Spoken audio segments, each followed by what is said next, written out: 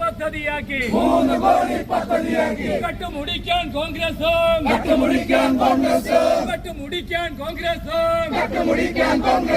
ചൂട്ടുപിടിക്കാൻ സിപിഎമ്മും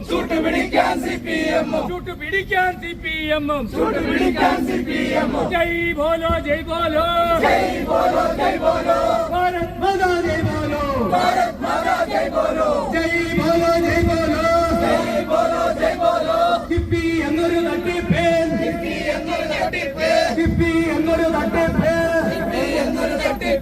മുങ്ങിപ്പോയൊരു പദ്ധതിയാണ് വലിയ പോരാട്ടങ്ങൾക്ക് മുന്നോട്ട് വന്നു കഴിഞ്ഞാൽ അത് നേതൃത്വം കൊടുത്തുകൊണ്ട് ഈ നാട്ടിലെ ജനങ്ങൾ ഈ കറുകുട്ടി പഞ്ചായത്ത് ഓഫീസിലേക്ക് ഇരച്ചു കയറുന്ന ഒരു സാഹചര്യം ഉണ്ടാകുമ്പോൾ ബഹുമാനപ്പെട്ട പോലീസ് ഉദ്യോഗസ്ഥർ സൂചിപ്പിക്കാനുള്ളത് ഈ പോലീസുകാർ പോരാണ്ട് വരും. ഞങ്ങൾ പ്രതിഷേധ സമരങ്ങളെ പ്രതിഷേധ ജോലകളെ തടയുവാനെന്ന് പ്രഖ്യാപിക്കുവാനാണ് പ്രിയപ്പെട്ടവരെ ഞാൻ ഈ അവസരം വിനിയോഗിക്കുന്നത്. വലിയ പ്രക്ഷോഭങ്ങൾക്ക് നേതൃത്വം കൊടുക്കേണ്ടി വരും. ഈ തെമ്മാടി കൂട്ടങ്ങൾക്കെതിരായിട്ടുള്ള വലിയ പ്രക്ഷോഭങ്ങൾക്ക്, വലിയ നിലപാടുകൾ, വലിയ തീരുമാനങ്ങളുമായിട്ടാണ് ഞങ്ങൾ മുന്നോട്ട് പോകുന്നത്. പാവപ്പെട്ട ആളുകൾക്കൊപ്പമാണ് ഞങ്ങൾ, പാവപ്പെട്ട സാധാരണക്കാരായ ജനങ്ങൾക്കൊപ്പമാണ് ഞങ്ങൾ പറഞ്ഞില്ലേ, നിങ്ങൾ എല്ലാവരും പറഞ്ഞു കേരളമാണ്. എന്ത് കേരളം? LDF UDF കഴിഞ്ഞ തെരഞ്ഞെടുപ്പ് ഇത് കേരളമാണ്. ഇവിടെ BJP കണ്ടല്ലോ.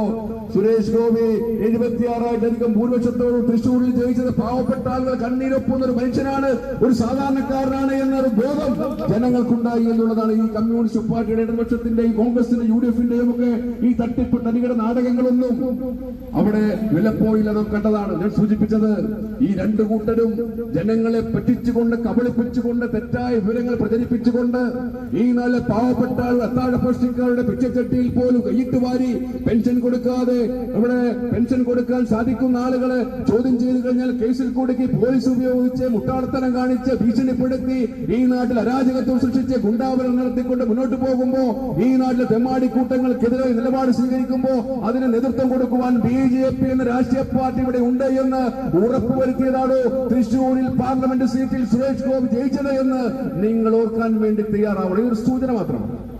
നിങ്ങൾ ഓർക്കണം, കേരളത്തിൽ BJP ഇപ്പോ 11 സീറ്റുകളിൽ ഒന്നാം സ്ഥാനം 20,000 ഭൂരിപക്ഷമാണ്. പഞ്ചായത്തില് ഞങ്ങൾ സാധാരണക്കാരായ പാവപ്പെട്ടവരായ ഹിന്ദു ജനങ്ങളുടെ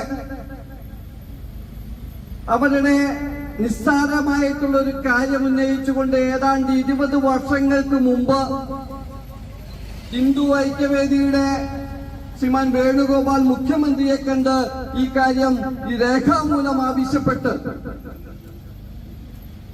ഇവിടെ ഒരു പൊതു ശ്മശാനം വേണം, ആധുനിക രീതിയിലുള്ള ശ്മശാനം പണിയണമെന്ന് ആവശ്യപ്പെട്ടുകൊണ്ട് മുന്നോട്ട് വന്നപ്പോൾ ഇവിടെ മാറി മാറി ഭരിച്ച LDF-ഉം UDF-ഉം സാധാരണക്കാരായ ജനങ്ങളുടെ പ്രശ്നമാണ്, അതിനെ മുഖം തിരിച്ചു നിന്നുകൊണ്ട്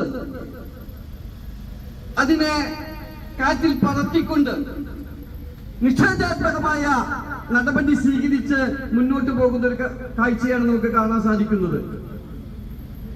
ഏതാണ്ട്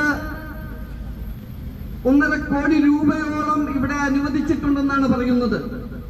MP ഫണ്ടിൽ നിന്നും MLA ഫണ്ടിൽ നിന്നും മറ്റുമായിട്ട് അനുവദിച്ചു എന്ന് പറയുന്നു. ഈ പൈസ എവിടെ പോയി? ഈ പൈസ എങ്ങനെയാണ് അട്ടിമറിച്ചത്? ഈ പൈസ എന്തിനു വേണ്ടിയാണ് വകമാറ്റി ചെലവഴിച്ചത്? ഞങ്ങൾക്കറിയാൻ ആഗ്രഹമുണ്ട്. ഈ കറുകുറ്റി പഞ്ചായത്തിലെ ജനങ്ങൾക്ക്, സാധാരണക്കാരായ പട്ടിണി പാവങ്ങൾക്ക്, ഈ കോളനി വാസികൾക്ക് അറിയാൻ ആഗ്രഹമുണ്ട്.